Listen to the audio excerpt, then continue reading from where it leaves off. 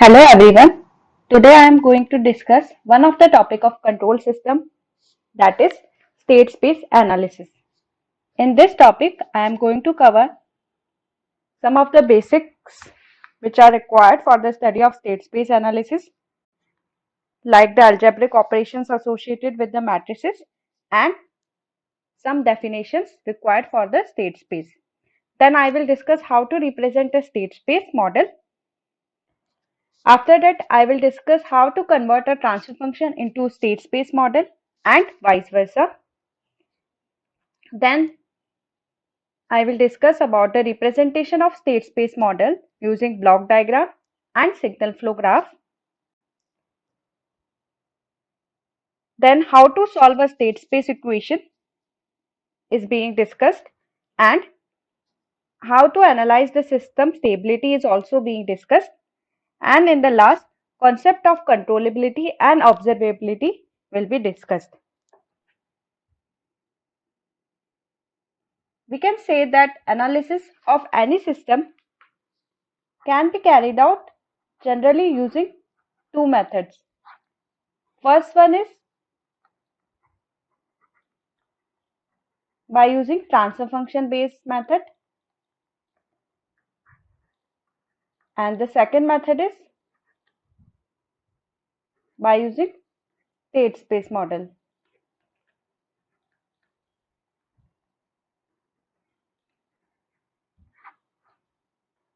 As you all know that transfer function is the Laplace transform of ratio of output response to the Laplace transform of input response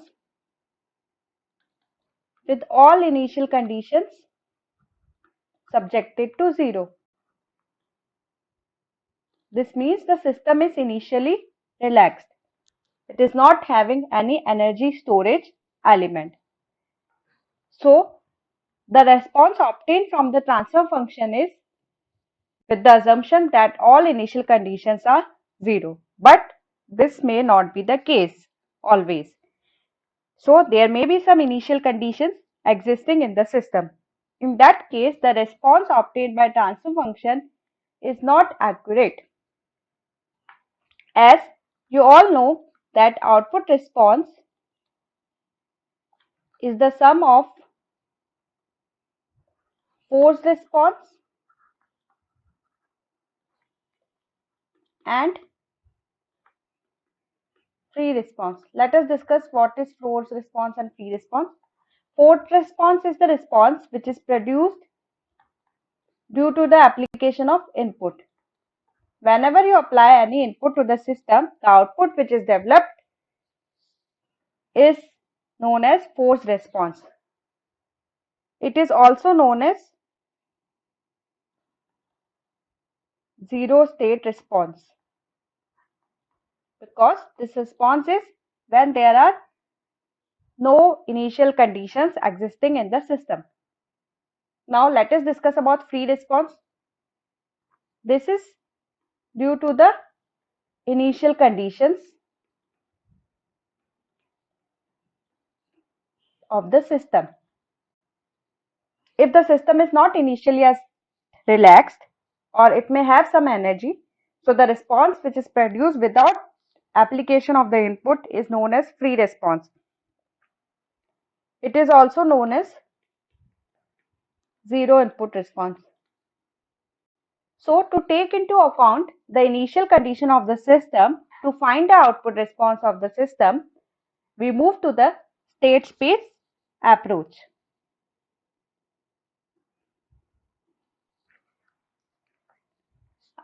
Along with that, transfer function based approach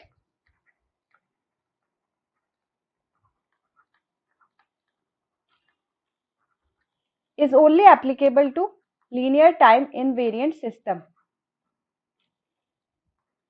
That is the system whose parameters are not changing with time. It is only applicable to that systems. Along with that, it does not take the initial condition of the system, as I already told you. This approach is only applicable to single input, single output systems. To overcome these limitations of the transfer function based approach, state space based approach is being used. State space based approach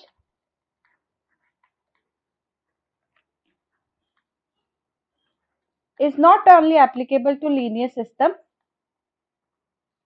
it is applicable to non-linear systems also.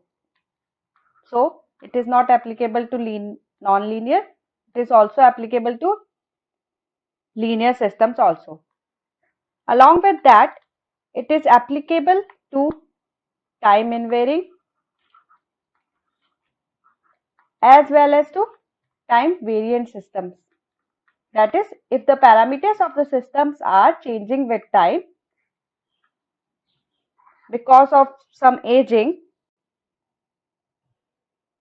that system also can be taken into account in state space based analysis.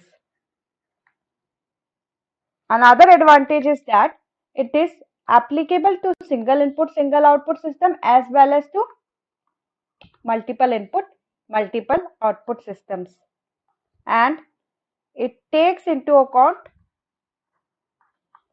initial conditions of the systems also.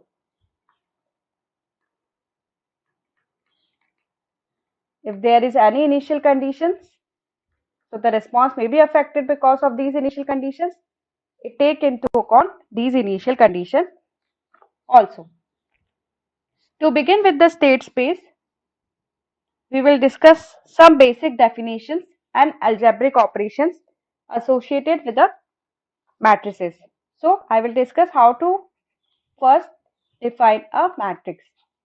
So matrix can be represented. I have taken a matrix A whose rows vector are represented as A11, A12, A1m.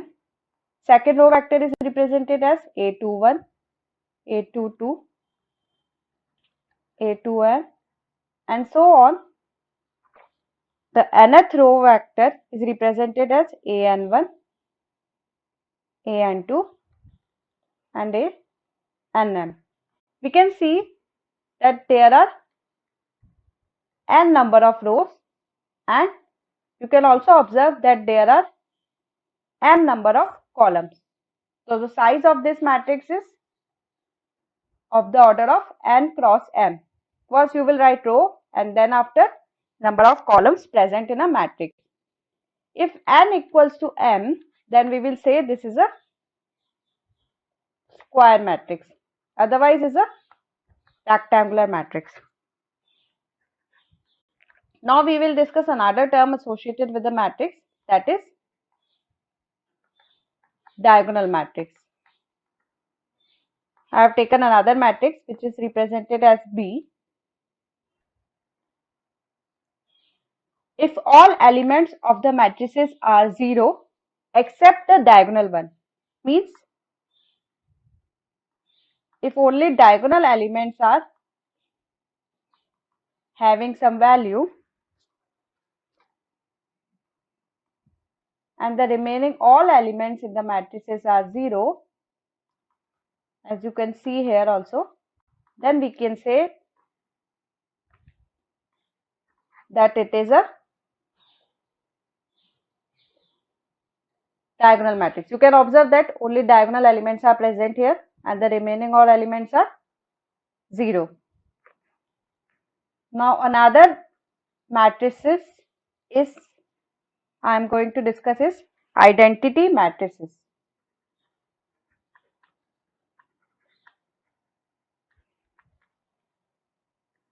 I represent it by I.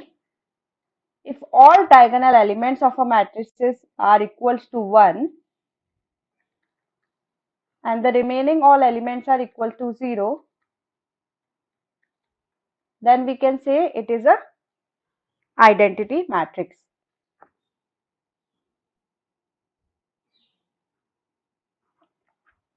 Another term which I am going to discuss with matrices are null matrix. Sometime you will heard about this matrix. This matrix is represented as O and if all elements of this matrices are equal to 0.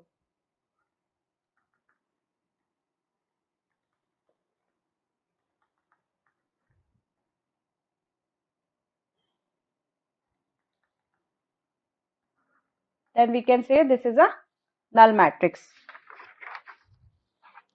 Now we will discuss some of the basic operations of the matrices. First is matrix transpose. How do you find a transpose of a matrix? So let us take an example. I have taken a matrix A, which is represented as A11, A12, A13, A21, A22, A23, A31, A32 and A33. You can observe that there are 3 rows and 3 columns. So the size of the matrix is 3 cross 3. Now I have to find out the transpose of a matrix. So what you have to do is, you have to just replace the row with column. So the first row is replaced with first column of the matrix as, now the row is becoming a column vector A11, A12 and A13. Similarly, the second row is converted into second column. So we will write it as A21, A22 and A23. This is the second column of a matrix. Similarly, the third row is now written as a third column of the transpose matrix. So we will write it as here A31, A32 and A33. You will observe that in transpose you just have to replace the row vector with column vector and you will find the transpose. Some of the basic properties of the transpose is, if I have taken a matrix A and do a transpose of it and again doing the transpose of the same matrix, you will find the original matrix A. If I multiply a scalar with a matrix A and then take a transpose of it, the answer is same as you will multiply a scalar with the transpose of a matrix. If I add two matrices A and B and take a transpose of it, the answer is same as transpose of A matrix plus transpose of B matrix. Another property is, if I multiply two matrices and then take a transpose of it, the answer is same as the transpose of B matrix multiplied by transpose of A matrix. These properties are widely being used while you analyze the system.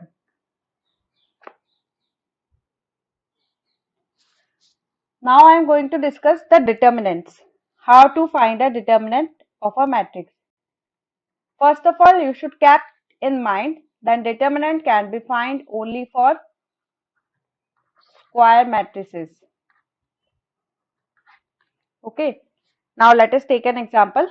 I have taken a 2 cross 2 matrix and represented it as A, B, C, D. This is 2 cross 2 matrix because it has 2 rows and 2 columns. Then how to find a determinant of a matrix? First of all, you just assign the signs. Just assign alternative sign on each element. Like this is plus, this is minus. In the same fashion, you will assign the signs. So first of all, I have assigned the sign. Now what you have to do is, you have to cross multiply it and subtract it from each other. So determinant of A is A into D and minus B into C. How you will get minus sign? Because here it is minus and here it is plus. So you will apply plus sign here and minus sign here. Now let us take another example of a 3 cross 3 matrix. I define the elements of matrix B as A, B, C, D, E, F, G, H, I. First of all, I will assign the signs to the first row of the elements. So I will assign plus, minus, then plus. Alternate signs have to be assigned to the matrices. Now, to find the determinant of a matrix B, what you have to do is, you have to take the first element. I have taken the first element. Then, just remove the row and the column which is containing that element. So, A is contained by this row and this column. So, I remove the row and column, and the remaining matrices which is left is now E, F, H, I. You just have to find the determinant of the remaining matrices. So, what you have to do is, you have to assign the plus sign here first, and then the element you have taken is A. Now, you have to find the determinant of matrices E, F, H and I. In the same way, take another element, that is B. The sign associated with B is minus, so you will apply minus B. Just remove the row and column which is containing B. So I have removed the row and column which is containing B. The remaining elements we have is D, F, G and I. And the third element we have is C. So what we will do is, we will take the sign of C, because C is associated with positive sign, so plus C, and just remove the row and the column which is containing C. So the elements which are left with us is D, E, G and H. So the determinant of B matrix is A into EI minus FH minus B into DI minus FG plus C into DH minus EG. So in this way you can find the determinant of 3 cross 3 matrix. Now I am going to discuss singular matrix and non-singular matrix.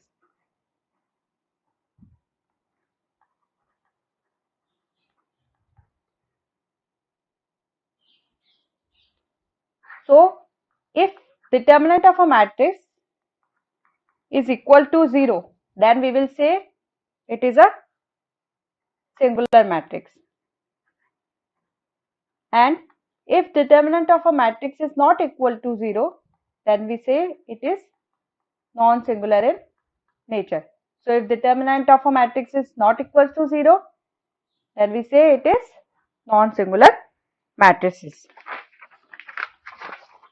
Now I will discuss how to find the adjoint of any matrix. So adjoint of a matrix. Let us take an example.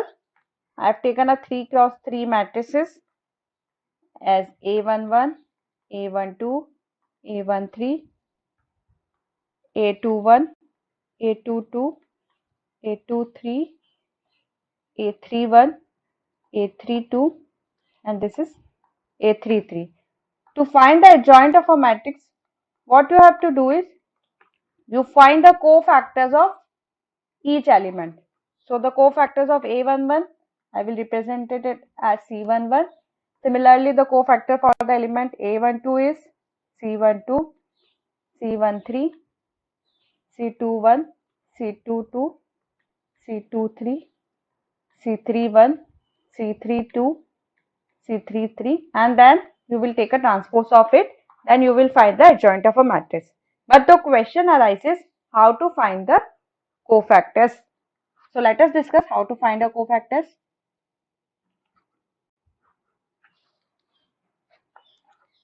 So the original matrix is A11, A12,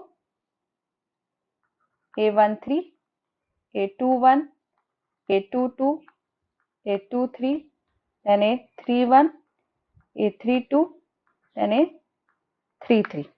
So first, what you have to do is you have to find out the cofactors of each element. So to find the cofactor of element A11, what you have to do is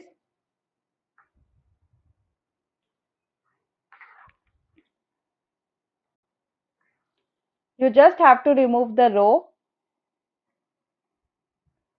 and the column which is containing that element. So the elements which are left with you are A22, A23, A32 and A33. You just have to find the determinant of the matrices. So A22 into A33 minus A23 into A32. Along with that, you just have to know the sign which you have to incorporate along with the cofactor. So how to determine the sign? Just remember the sign have to be taken as alternatively. So C11 has been taken as positive sign. So this is negative, this is positive, this is because you have a sign plus sign here. So this will be negative, this will be positive, this will be negative, this will be positive, negative and positive. Just you have to assign alternate sign to the cofactors. So you will see that the cofactors of the element A11 has been assigned as positive sign. So you will take positive sign across it. Now if I want to find out the cofactor of element A12, then what you have to do is you have to remove the row and the column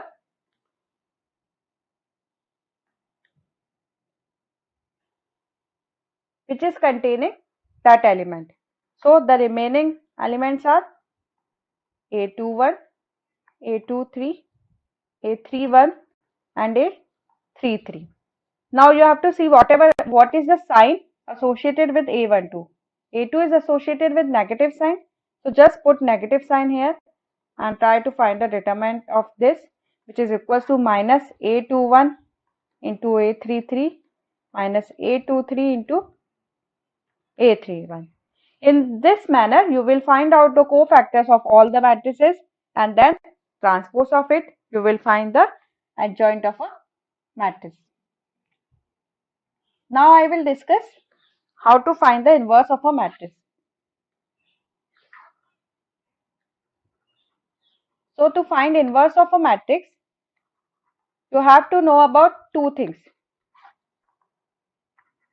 Like I want to find out the inverse of a matrix A. For that, you have to know the adjoint of that matrix and determinant of that matrix. So we can define inverse of a matrix as the ratio of adjoint of a matrix to the determinant of that matrix. Some of the properties of the inverse of a matrices are, if I invert a matrix A and then again inverse of it, you will find the original matrix, same as the case of transpose of a matrix.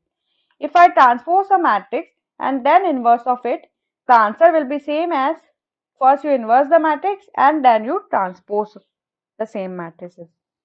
If I multiply two matrices and then take an inverse of it, the answer is same as inverse of B matrix multiplied by inverse of A matrix.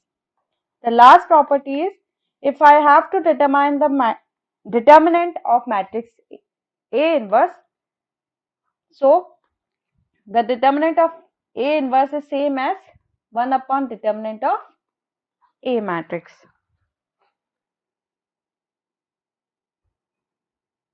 Now I am going to discuss how to find the rank of a matrix. This is used in the concept of controllability and observability also. So how to find the rank of a matrix? First of all, what is rank? Rank is number of linearly independent rows or columns of a matrix. So what do you mean by linearly independent? Linearly independent means the row is not related to any other row. in linear fashion. Let us take an example. I've take two matrices. One is 1, 2, 3 and 4. Another matrix is 1, 2, 2 and 4. So you will see that the second row is not related to first row in any way. So we can say that rank of this matrix is 2.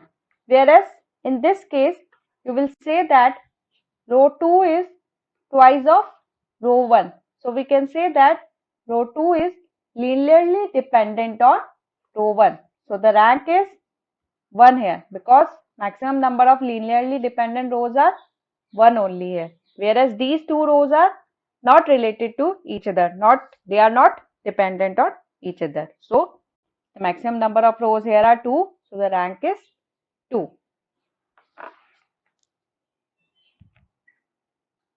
Now I am going to discuss some of the basic definitions of state space. Now I will discuss some of the basic definitions required for the state space analysis. First of all, I will discuss what do you mean by state. So state is defined as minimum number of variables such that the knowledge of these variables at time equals to t naught, that is initial time, along with the knowledge of input for t greater than equals to t naught will completely determine the behavior of the system. That is, the output of the system can be determined if we have the knowledge of state and the input. The state are always internal to the system. We do not have access to know the state of the system directly. Now, if there are n number of state variables are there to represent any system behavior, then these n variables are n components of state vector and they can be represented as x1, x2 up to xn. So they are known as the state vectors. And the n-dimensional space whose coordinate axes are x1, x2 up to xn, these whole space is known as the state space of the system. So if there are n states, so we can say that n-dimensional space is state space. Now if I will take that there are three states x1, x2, x3 and these states are sufficient to determine the behavior of the system, then these axes like x1 is represented on x-axis, x2 is represented on y-axis and x3 is represented on z-axis. This whole dimensional space is known as state space. So this is three-dimensional space. This dimension is known as state space for that particular system. Now I will discuss how to represent the state space using mathematical equation. So let us take an example. This is the system. I am taking that m number of inputs are being applied to the system and in the same way we are taking output from the system which are p. So p number of outputs are there and m number of inputs are there, and for this system we will define states as x1, x2 up to xn. So how to represent this system using mathematical equation? So this system can be represented as first order differential equation. So x dot is equals to ax plus b into u and y is equals to c into x plus d into u. First equation is known as state equation, whereas the second equation is known as output equation of the system. Now we know that we are taken n number of inputs. So input vector is represented as u1, u2 up to um. So the order of the input vector is m cross 1, whereas we are taking p outputs from the system. So output vector is represented as y1, y2 up to yp. So output vector is of the order of p cross 1 because there are p rows and one column only. In the same way, state vector is represented as, because we are taking n number of states, so it can be represented as x1, x2 up to xn. And here x dot is represented as dx1 by dt, dx2 by dt, and so on up to dxn by dt. So it is also of n cross 1 nature in nature, and the size of x is also n cross 1. So with the knowledge of these size of the state vector, input vector and output vector, we will determine the size of the matrices in the equation. So first we will take the state equation, in which we know that x is of the order of n cross 1 and x dot is also of the order of n cross 1. So for any matrix multiplication, the number of columns of A should be equals to number of rows of B. So for this matrix multiplication A into X, the number of columns of A should be equals to number of rows of X vector. So it should be equals to n. And what will be the output? Now let us take an example. If I have matrix A and B, A is having the order of n cross m and B is having the order of m cross q. So let us take whether the multiplication is possible or not. The number of columns of matrix A is equal to the number of rows of matrix B. So we can say that multiplication is possible, and the order of the multiplication of the matrices is n cross q. So AB is of the order of n cross q. This thing should be kept in mind to determine the order of matrices in state equation as well as in output equation. So we can observe that the column of matrix A is of the order of n, and to have the output of the order n cross 1, the matrix A should be of the order of n cross n. Similarly, we know that Q is of the order of m cross 1, and we know that output is of n cross 1. So the number of columns of B should be equal to number of rows of U. So we can say that this should be equals to m, because m number of rows should be equals to number of columns here, and the output is n. So the B matrix is of the order of n cross n. Similarly, X is the order of n cross 1 and Y is the order of p cross 1. So C will be of the order of p cross n. In the same way, U is the order of m cross 1 and Y is the order of p cross 1. For the matrix multiplication,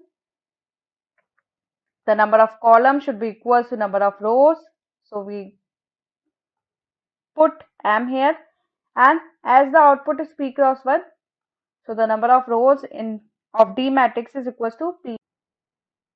A is known as state matrix, B is known as input matrix, C is known as output matrix, and D is known as coupling matrix or feed forward matrix. Now I will represent this state space using block diagram. So block diagram representation of a state space model is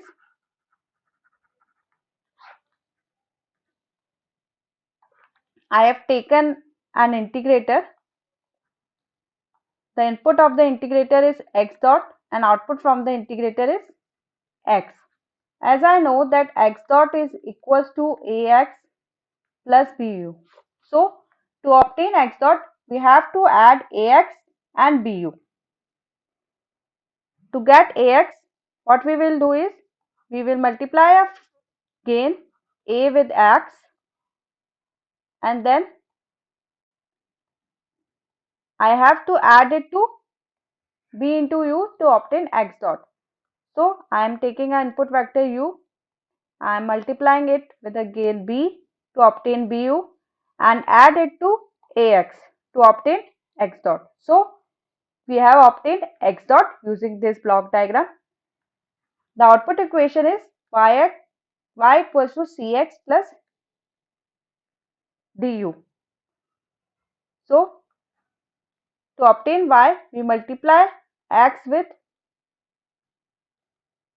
c and then I have to add cx to du. So I have taken u and multiply it with d and add it to cx to obtain output. In this way, I will obtain the output from the system. In the next class, I will discuss how to select the state variables. Then I will take an example of RLC circuit to obtain the state space model. Then the conversion of transfer function to state space model will also be discussed. Thank you.